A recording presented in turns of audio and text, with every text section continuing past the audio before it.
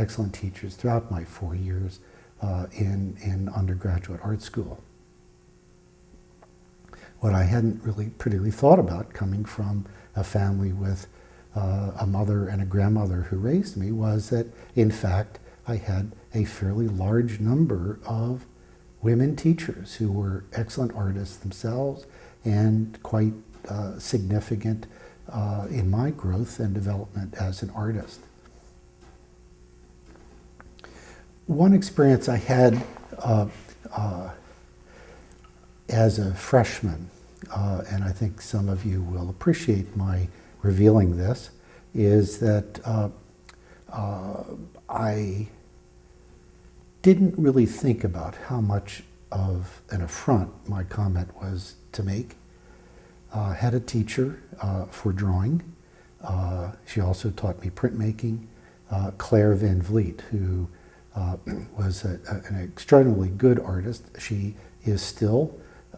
She has gone on to receive a MacArthur Foundation grant and has founded the Janus Press in Vermont, which is a producer of artist prints, but especially artists' books. So Claire Van Vliet was criticizing our class, not just me, but our class in general as first-year students in drawing, about the fact that we weren't really understanding the fact that space is three-dimensional, and that in a drawing you want to be able to express somehow that sense that it's not just the outline flatly on the page, but in fact that space evolves, moves across and around boundaries, disappears, reemerges somewhere else. So I think in an act of frustration, she brought in one day, at her own expense, little spools of wire, not unlike the things that you might see in a florist shop. She handed them out to everybody, and she said, okay, today we're going to draw our model, and the model is going to be drawn using wire. Well, my hand went up and said something to the effect, well, that sounds like sculpture, and this is a drawing class. How come we're being asked to make sculptures and not learn drawing?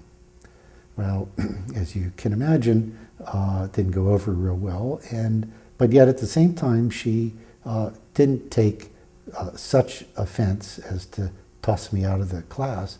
But I went on to realize from that experience especially that if you don't understand something in one way, being able to shift your mode, your kind of attention to another one can be very, very helpful in revealing something that has remained at that point sort of opaque to us, impenetrable.